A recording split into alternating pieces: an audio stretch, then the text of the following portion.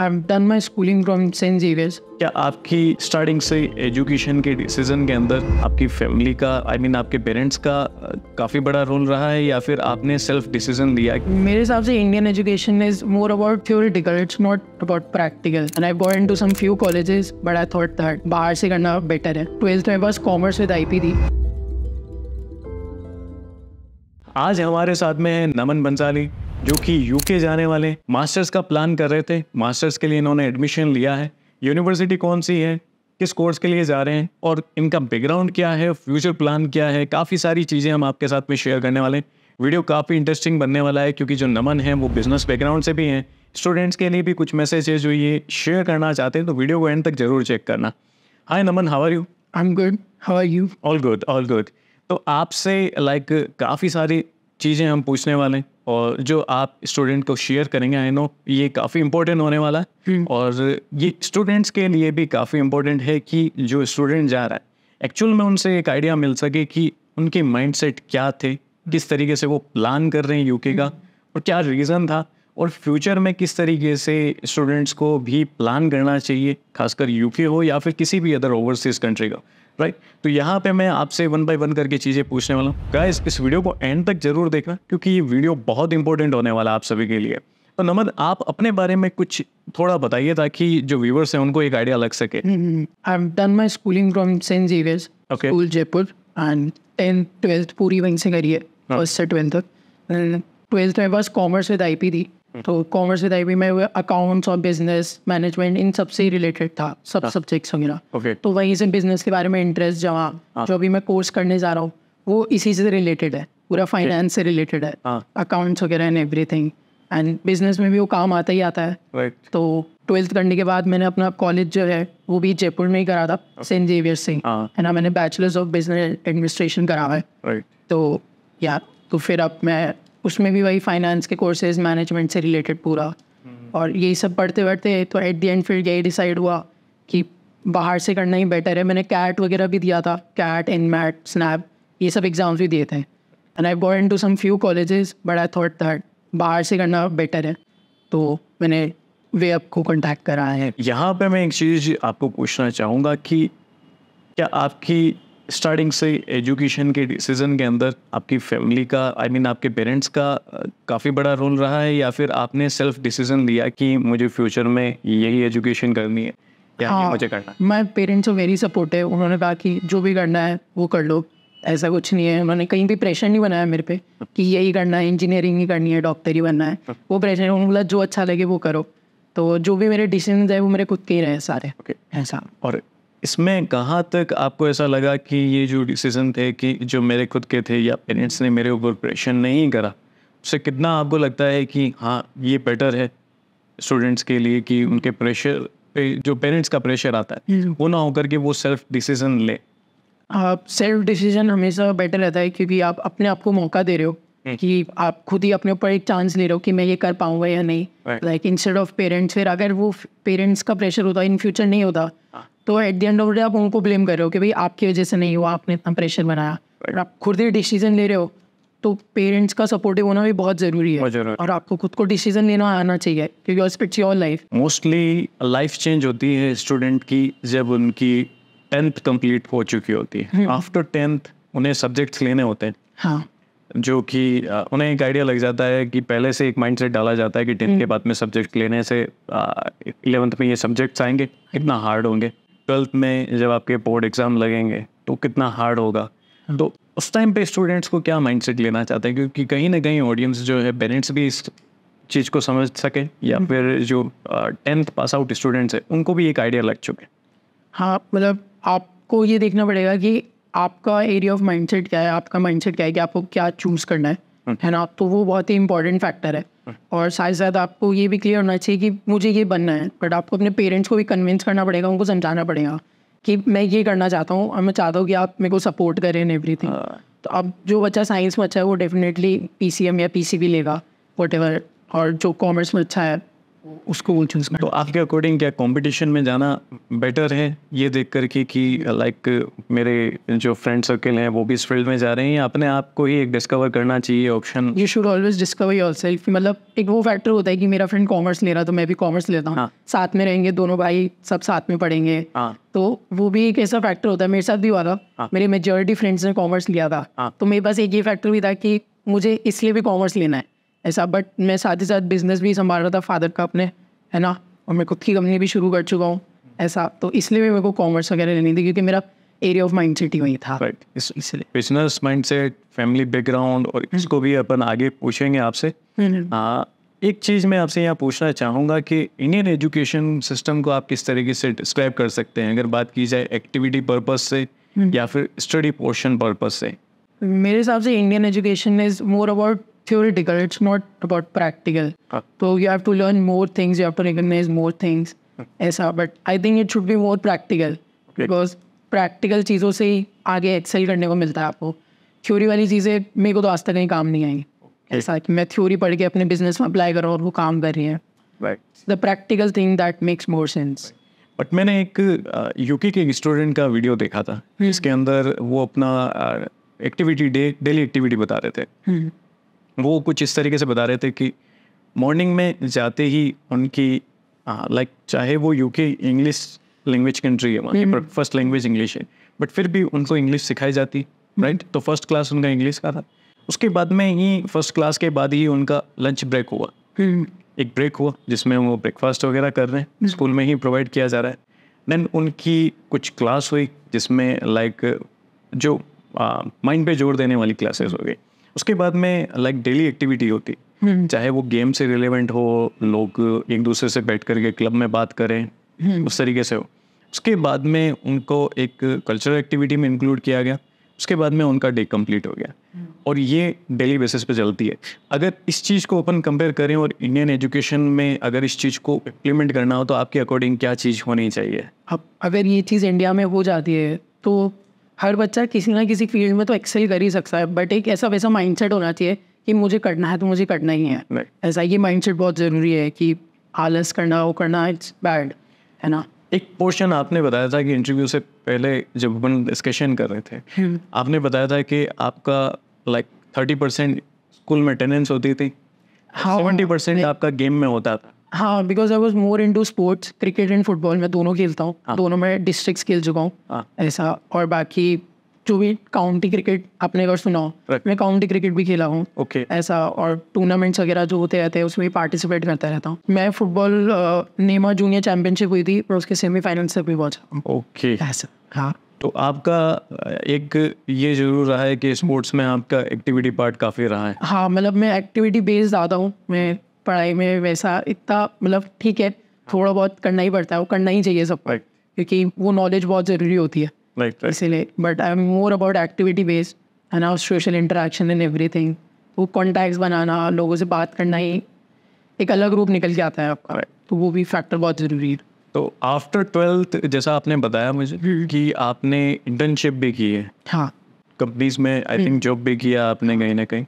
After 12th ही इस चीज़ में आप इन्वॉल्व हो गए, या फिर आफ्टर बैचलर आपने इस चीज़ के अंदर जाने का प्लान किया? नहीं, like during my first year I started applying to internships and everything. मैंने मेटवी में इंटर्नशिप्स कर रखी है, माई कैप्टन में कर रखी है, और मैं ग्रेनी मार्बो कंपनी है, मैंने ग्रेनाइट्स एंड मार्बल्स की कंपनी में इंटर्नशिप कर रखी है, और मैं अब खुद की कंपनी भी शुरू कर चुका हूँ FMCG प्रोडक्ट्स की। हाँ, तो वो भी है, और मैं फादर को भी अपने बिजनेस में हेल्प कर। तो ये आपने अपने आप रिसर्च करना स्टार्ट किया या फैमिली का भी एक सपोर्ट था जो हेल्प करा? मैं, हाँ, मतलब घर वाले बोलते थे कि कुछ ना कुछ करते रहो, खाली दिमाग शैतान का होता है, आपने सुना ही होगा, तो इसलिए घर वाले बोलते थे कि दिमाग को कहीं और लगाओ, काम पे लगाओ ऐसा। तो घर वालों ने भी इसमें मेजर रोल प्ले किया, उन्होंने थोड़ा पुश करा मेरे को भी, इंटर्नशिप्स वगैरह करो, एक्सपीरियंस लो, ऐसा इन फ्यूचर काम ही आती है ये चीज़। जिस तरीके से आप बता रहे हैं कि आपका फादर का खुद का बिजनेस है, आप भी खुद भी बिजनेस के अंदर इन्वॉल्व हो चुके हैं, और इन सब के चलते हुए आपने स्टडी अब्रॉड का प्लान किस तरीके से बनाया? जैसे मैंने पहले स्टेट करा था, मैं कैट वगैरह भी दे रहा था, and I go into some few colleges, but जो मुझे कॉलेज चाहिए था वो मिला नहीं मुझे, है ना। बट मेरा सेकंड ऑप्शन ये था कि अगर मेरे को कॉलेज नहीं मिलता है तो मैं यूके का प्लान करूँगा, बट यूके प्लान करने से फ़ायदा ये है कि मेरी डिग्री 1 साल में कंप्लीट हो जाएगी, तो मेरा टाइम भी बच रहा हूँ, मैं खुद का बिजनेस भी शुरू कर चुका हूँ, मैं 1 साल में मेरी स्टडीज़ कंप्लीट करके इधर आके उस चीज़ को भी आगे कंटिन्यू कर सकता हूँ, तो फादर को भी उनके बिजनेस में हेल्प कर सकता हूँ, तो एक फैक्टर ये भी था। देखिए, एक चीज़ मैं स्टूडेंट्स के साथ में भी जो है एक शेयर करना चाहूँगा चीज़, कि जैसा कि यूके में आप जा रहे हैं, आप जब अपनी ग्रेजुएशन कंप्लीट कर रहे होंगे ड्यूरिंग योर क्लास, आपको यूके की गवर्नमेंट अलाउ करती है कि आप 20 आवर पर वीक वर्क कर सकते हैं। क्या आपको लग रहा है कि यहाँ इंडिया में रहते हुए स्टूडेंट उस माइंडसेट के साथ में मास्टर डिग्री करते हैं कि पार्ट टाइम जॉब भी हम कहीं करें? करनी चाहिए, बिकॉज एक्सपीरियंस डू मैटर्स, है ना। अगर आप इन फ्यूचर अगर आपको जॉब करनी है तो डेफिनेटली हर जगह देखेगा कि भाई आपने इंटर्नशिप्स करी है क्या, कहीं से एक्सपीरियंस लिया है क्या, तो बहुत ये भी एक इम्पॉर्टेंट फैक्टर है। आपके अकॉर्डिंग अगर पार्ट टाइम जॉब करते हैं कहीं पे भी करें, अगर कोई स्टेट भी छोड़ करके दूसरे स्टेट में स्टडी करने जा रहा है तो वहाँ के लोकल एरिया या नेटवर्क बनाने में हेल्प करते हैं। बिल्कुल। आपको नेटवर्किंग का कितना बड़ा रोल लगता है? क्योंकि मेरे अकॉर्डिंग जितने भी ओवरसीज एजुकेशन के लिए जाते हैं, किसी भी कंट्री में जाएं, नेटवर्क बड़ा एक इम्पोर्टेंट रोल क्रिएट करता है। तो आपके अकॉर्डिंग नेटवर्किंग, लोगों के साथ में मिलना या उनको कंपनी को डिस्कवर करना, उनके बारे में पूछना या जॉब रोल के बारे में पूछना, वो किस तरीके से स्टूडेंट्स को हेल्प करने वाला है? इसमें एक ये फैक्टर है कि अगर आप लोगों से मिलते वलते करते हो, आप इंटरेक्शन करते हो, सोशल इंटरेक्शन बढ़ाते हो, तो आपका कॉन्फिडेंस लेवल बूस्ट होता है। Like you can talk to people, आप किसी से भी जाके बात कर सकते हो, उनके बारे में जानना चाहो जान सकते हो, एंड सामने वाले को भी वैसा बनना पड़ेगा कि वो आपसे इंटरेस्टेड है टॉक करने में, थोड़ा करिश्मा होना चाहिए बात करने का, ऐसा। इसीलिए तो सोशल इंटरेक्शन बहुत ज़रूरी है, और इन द करियर पाथ में काम आता है। क्या पता कौन कब काम आ जाए, कहाँ से रेफरेंस मिल जाए, कि फॉर एग्जांपल आप मेरे फ्रेंड हैं, है ना, तो अब मैं आपको जानता हूँ, अब मेरे को जॉब चाहिए तो मैं आपके पास आऊँगा कि आप कहीं से जॉब, क्या पता आपकी कंपनी में वैकेंसी हो, तो ये फैक्टर भी है जो मदद कर सकता है। और सोशल इंटरेक्शन, दोस्त वैसे भी होने चाहिए जो आपके अच्छे वक्त में नहीं बुरे वक्त में भी काम आए, राइट, तो वो भी है। यहाँ पे मैं स्टूडेंट्स को भी एक मैसेज देना चाहूँगा जो ग्रेजुएशन कंप्लीट कर भी चुके होंगे यूके के अंदर, या ग्रेजुएशन करने जा रहे होंगे, पोस्ट ग्रेजुएट के लिए जाए या फिर अंडर ग्रेजुएट के लिए जाए। फॉर एग्जांपल, आपने मुझे कहा कि आप मेरे फ्रेंड हैं, राइट, बट मैं जिस पोजीशन पे हूँ, अगर आप मुझे कहेंगे कि सर मुझे जॉब, इस पोजीशन के लिए मैंने ये कंप्लीट कर रखा है, आप मुझे जॉब प्रोवाइड कराएं, मैं आपको जॉब तब तक नहीं दूंगा जब तक आपके पास में स्किल्स ना हो। हाँ, स्किल्स मैटर, बिल्कुल। फिर मैं आपसे फर्स्ट मांगूंगा कि आप मुझे अपनी लिंक्डइन आईडी प्रोवाइड कराएं, राइट। मैं आपकी लिंक्डइन प्रोफाइल देखूंगा, आपके कनेक्शंस देखूंगा, आपने कहाँ क्या कंट्रीब्यूशन किया है वो चेक करूंगा, क्योंकि मेजरली जो कंपनीज हैं वो लिंक्डइन प्रोफाइल को देखती है आपके रेज्यूमे के बजाय। वो ये देखना चाहेगी कि आप इंडस्ट्री में अपने आप किस तरीके से उतार रहे हैं, आपके कनेक्शंस कैसे हैं, आप कहाँ कमेंट कर रहे हैं, किस तरीके के कमेंट है, आपका माइंडसेट क्या है, वो इंसान का इंटरव्यू दिखाता है। इवन मेरा ये कहना है कि अगर आप लिंक्डइन पे अपनी प्रोफाइल बना करके अपनी ड्यूरिंग ग्रेजुएशन भी लोगों के साथ में नेटवर्क बनाते हैं, यहाँ से जाने से पहले आप अपना ये सारी चीज़ें इंप्लीमेंट करना स्टार्ट करते हैं, तो वो आगे चल करके आपको काफ़ी हेल्प करने वाली। बिल्कुल, लाइक आप अपनी अंडर ग्रेजुएशन अगर इंडिया से कर रहे हैं तो डेफिनेटली आपको कहीं से भी कर रहे हो तो आपको इंटर्नशिप्स वगैरह करनी चाहिए, सोशल इंटरेक्शन करना चाहिए। अब जो भी इवेंट हो आपको उसमें जाना चाहिए, किसी ना किसी से दोस्ती हुई जाती है और कोई ना कोई कहीं ना कहीं से फैक्टर बन ही जाता है, कहीं ना कहीं से फैक्टर बन जाता है। बिल्कुल। क्या फ्रेंड सर्कल का भी नेटवर्क एक अलग अपना बनाना बहुत ज़्यादा ज़रूरी है? बहुत ज़रूरी है। उसमें आपका क्या सीन है? जो आप अभी तक, आप बिजनेस बैकग्राउंड से, आपको आइडिया होगा कि मेरा फ्रेंड सर्कल कैसा है। हाँ, लाइक फ्रेंड्स मतलब वैसा होना चाहिए कि उनका भी सेम माइंडसेट हो। ऐसा ज़रूरी नहीं है, क्या पता आपका माइंडसेट बिजनेस का है, बिजनेस मैन है, मेरे को है कि नहीं मुझे जॉब ही करनी है, मेरे को उसी जगह एक्सेल करना है, बट हाँ कि हम दोनों फोकस है अपनी लाइफ पे, वो एक बहुत ज़रूरी है। ऐसा है कि साथ में मेहनत करते हैं, साथ में आगे बढ़ेंगे, वो भी होना चाहिए। और फ्रेंड्स तो ज़रूरी है ही for some fun part. Visa के अंदर आपको काफ़ी सारे चैलेंजेस फेस करने पड़े थे। चैलेंजेस मीन्स कि आपके लिए इमोशनल चेंजेस काफ़ी आए थे। ऐसा इतना बड़ा चैलेंज बना नहीं, बट फिर भी काफ़ी सारे स्टूडेंट्स होते हैं जो वीज़ा को लेकर के डरते हैं। हाँ, राइट। तो आपके लिए, जैसे आपने अप्लाई किया था प्रायोरिटी वीज़ा, आई मीन कि आपका वीज़ा रिजल्ट जो है विदिन 7 days या 5 days आ जाना चाहिए था, बट आपके पास में नॉट स्ट्रेट फॉरवर्ड का मेल आया। आपने उस सिचुएशन में, आपका और पेरेंट का आपका क्या रिएक्शन था जो जेन्युइन वे में था? हाँ, मतलब जब वो नॉट स्ट्रेट फॉरवर्ड का मेल आया था तो मैंने सीधा आपको कॉन्टैक्ट करा था कि सर ऐसा ऐसा हो गया ये, तो लाइक यू टोल्ड मी कि आप रिलैक्स करो, ये ऐसा बहुत बच्चों का मेल आता है एंड एवरीथिंग, जो भी होगा वो अच्छे के लिए होगा, पर टाइम पे वीज़ा आ जाएगा, है ना। वो फिर नॉट स्ट्रेट फॉरवर्ड गया, हमने काफ़ी दिन वेट करा, उसके बाद मेल आया कि भाई they require additional documents, but it was not additional documents, they required the verification from the bank कि भाई आपने जो भी डॉक्यूमेंट्स दिखाए हैं वो हमें वेरीफाई करके भिजवा दो बैंक से। तो अपन ने बैंक को कॉन्टैक्ट करा था और फिर वो सब करे थे। बट इसमें एक इमोशनल फैक्टर ये था कि घर पे सबको टेंशन लगी थी टाइम पे वीज़ा आ पाएगा नहीं आ पाएगा, कोर्स स्टार्ट पे जा पाएगा, मैं जा पाऊँगा या नहीं जा पाऊँगा, ऐसा। आई थिंक आपके फ्रेंड ऑलरेडी मोहित फ्लाइट लेकर के जा चुके हैं, राइट? लाइक जो तो उस टाइम में आपको एक इमोशनल कहीं ना कहीं होगा कि मेरा फ्रेंड ऑलरेडी लाइक यूके जा रहा है, राइट?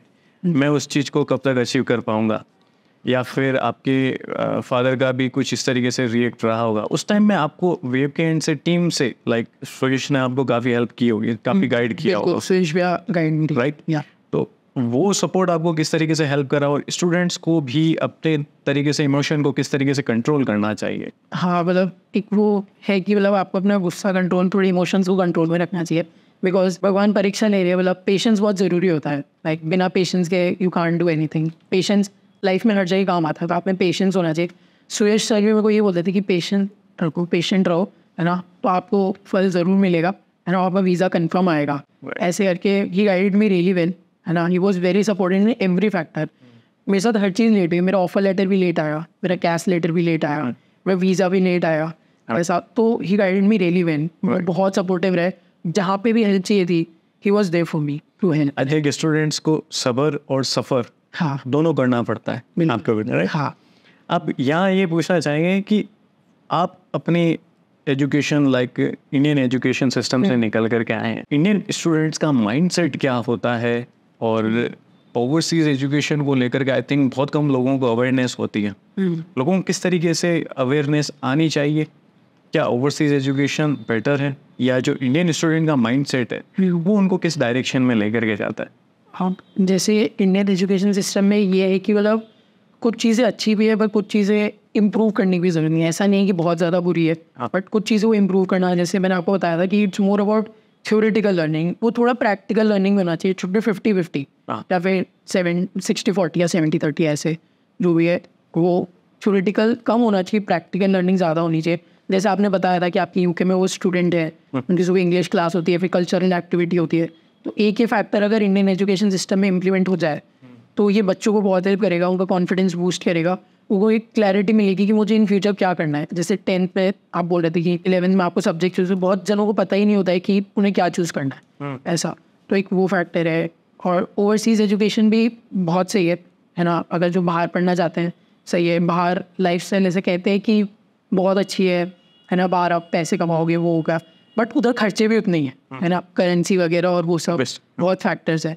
और कहीं ना कहीं शायद डिस्क्रिमिनेशन भी फेस करना पड़े आपको, एक वो फैक्टर रहते हैं। मेरे हिसाब से हर कंट्री में थोड़ा, वो इंडिया में भी है। हाँ, वो इंडिया में भी है थोड़ा बहुत। तो हाँ, यही सब ये सारी चीज़ें। हाँ। आप इंडियन स्टूडेंट्स को क्या मैसेज देना चाहेंगे, जो खासकर ठीक है एक लेवल होता है स्टूडेंट का जहाँ पे उनके पेरेंट्स जो है एजुकेशन को इजी वे में अफोर्ड कर पाते हैं, एक आते हैं मिडिल क्लास से जो कि एजुकेशन लोन लेकर के जाते हैं, या फिर जो अपनी फैमिली का पूरा पैसा है वो लगाते हैं। तो उस वे में आप क्या मैसेज देना चाहेंगे स्टूडेंट्स को, और खासकर पेरेंट्स को एज ए लाइक आप ए स्टूडेंट, आप उन सभी स्टूडेंट्स के वे में क्या मैसेज पास करना चाहेंगे? मेहनत करो, like make your parents proud. आप मेहनत करो, अपने पेरेंट्स को खुश रखो, क्योंकि जो पेरेंट्स के चेहरे पे जो स्माइल होती है वो सबसे ज़रूरी थिंग है लाइफ में, है ना। और मेहनत करोगे तो आपके लिए अच्छा है, आपकी लाइफ ही बेटर बनेगी, ऐसा। और पेरेंट्स को भी सपोर्टिव रहना चाहिए, क्योंकि उनके बच्चे की भी ज़िंदगी है। हाँ, पेरेंट्स ज़रूर चाहते हैं कि भाई उनका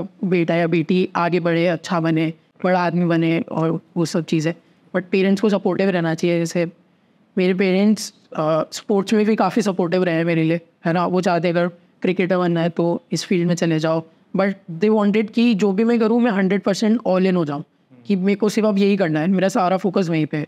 जैसे आपने वो सुना होगा कि घोड़े के यहाँ पे वो पट्टी लगी होती है, तो वो भाग रहे हो तो इधर इधर ना देखे ताकि एक्सीडेंट ना हो, तो वैसा बनना पड़ेगा आपको। जैसे मेरा ये मानना है कि 12th तक या फिर आपकी ग्रेजुएशन तक आपके पास ऑप्शन होता है कि हम नई नई चीज़ें ट्राई करो, तो आपके पास बेस बहुत सारे होते हैं। But after you cross the age of 20 तब आपका वो करियर पाथ आ जाता है कि आपको चूज़ करना पड़ेगा कि भैया मुझे करना क्या है। अब वो घोड़े की लगाम वाली सीन आ जाती है, राइट, ऐसा। वही तो एक तरीके से आपके अकॉर्डिंग यही है कि अपने करियर पे हमेशा फोकस करें। आई थिंक स्किल्स पे फोकस करना बहुत ज़्यादा ज़रूरी है, क्योंकि काफ़ी सारे ऐसे स्टूडेंट हैं जिनको आई थिंक कंप्यूटर भी प्रॉपरली चलाना नहीं आता। हाँ राइट। तो आईटी सेक्टर में उतरने के लिए स्किल्स अपने आप में एडिशनल सर्टिफिकेशंस को इम्प्रूवमेंट करना चाहिए, सर्टिफिकेशंस गेन करने चाहिए। तो कंपनीज में आई थिंक वो जब जाएँ तो वो अपने सर्टिफिकेशन शो कर सके और एक कॉन्फिडेंट आए इंसान के माइंड में, और इंटरव्यू क्लियर करते टाइम उसके माइंड में एक कॉन्फिडेंट नजर आए कि हाँ इस जॉब को मैं इजीली सिक्योर कर सकूँ। एक चीज़ और मैं आपसे पूछना चाहूँगा, आप कौन सी यूनिवर्सिटी के लिए जा रहे हैं, आपने कौन सा कोर्स ऑप्शन लिया है, किस प्रोग्राम को आप वहाँ पे परस्यू करने वाले हैं, और क्या रीज़न था, और आने वाले स्टूडेंट्स को किस तरीके से कोर्स ऑप्शन वगैरह डिस्कवर करने चाहिए? हाँ, जैसे मैंने आपको बोला था लाइक 10th के बाद में मैं फादर के बिजनेस में उस टाइम से हेल्प करा था, उनके साथ थोड़ा बहुत फैक्ट्री जाता था, स्कूल भी जाता था, पर लाइक सैटरडे संडेज को फैक्ट्री चला जाता था उनके साथ, और वो सारी चीज़ें। तो वहाँ पे मेरे को था कि मेरे को फाइनेंस में काफ़ी इंटरेस्ट है, तो मैं MSc फाइनेंस कर रहा हूँ, और मेरी यूनिवर्सिटी का नाम है ऑक्सफोर्ड ब्रूक्स यूनिवर्सिटी, वो भी। और वो भी एक फैक्ट है, सुरेश सर ने भी हेल्प करी कि भाई इस यूनिवर्सिटी की रैंकिंग अच्छी है, कोर्स अच्छा है। मैंने खुद ने भी रिसर्च करी थी, क्योंकि वो बहुत ज़रूरी है कि मेरी तरफ से भी हो कि मुझे इधर जाना है, ये करना है, ऐसा। तो सुरेश सर ने भी काफ़ी हेल्प करी उस चीज़ में। 12th में भी 11th-12th में बस कॉमर्स IP थी, तो वहाँ पे अकाउंट्स, बिजनेस मैनेजमेंट ये सब थे। और अभी मैं काफ़ी 1-2 साल उसमें ट्रेडिंग वगैरह भी कर रहा हूँ 1 साल पास। तो वो वही है, मेरा कोर्स में ही वही सब पढ़ाएंगे कि ट्रेडिंग, हेज फंड मैनेजर और वो सारी चीज़ें। तो इन फ्यूचर अगर मेरा प्लान बनता है, मूड बनता है, मैं UK में 1 साल इन्वेस्टमेंट बैंकिंग की जॉब भी कर सकता हूँ। ये भी है, वही सेम थिंग है, कॉर्पोरेट में कॉन्टैक्ट्स होना और सोशल लाइफ इम्प्रूव करना, वो सही चीज़ों के लिए।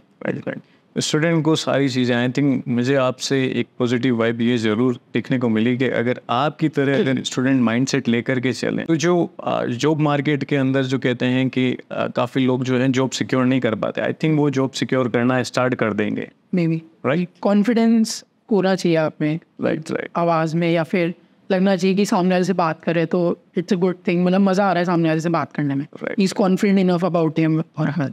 Exactly. So thank you so much Naman, आपने अपना इतना टाइम निकाला। आई थिंक आपकी कल की ही फ्लाइट है। हाँ। आप शायद पैकिंग वगैरह सारा सब कुछ खरीदारी के लिए लगे हुए हैं। हाँ। और होपफुली आप अपने सेफ आप अपनी जर्नी कंप्लीट करें, और वहाँ पे अपने इजी वे में आप सारी चीज़ें, और आपसे फ्यूचर में भी कांटेक्ट में रहेंगे, क्योंकि हम स्टूडेंट्स को लाइक आपका फर्स्ट डे भी शेयर करेंगे कि आपने फर्स्ट डे आपका कैसा रहा था, राइट, स्टूडेंट्स किस तरीके से मिले, वहाँ के लोग आपके साथ में कैसा बिहेव कर रहे हैं, किस तरीके से आपने एकोमोडेशन फाइंड आउट किया, ये सारी चीज़ें आपसे आने वाले टाइम में लेंगे, ताकि स्टूडेंट्स को यहाँ से सारी चीज़ें पता चल सके वहाँ में एक्चुअल में स्टूडेंट को क्या क्या फेस करना पड़ता है। सो थैंक यू सो मच, आपने इतना टाइम दिया। So guys thank you so much. Next video में आपको काफ़ी सारी इन्फॉर्मेशन नमन की तरफ से हम प्रोवाइड कराने वाले। होपफुली ये वीडियो आपके लिए काफ़ी हेल्पफुल रहा होगा।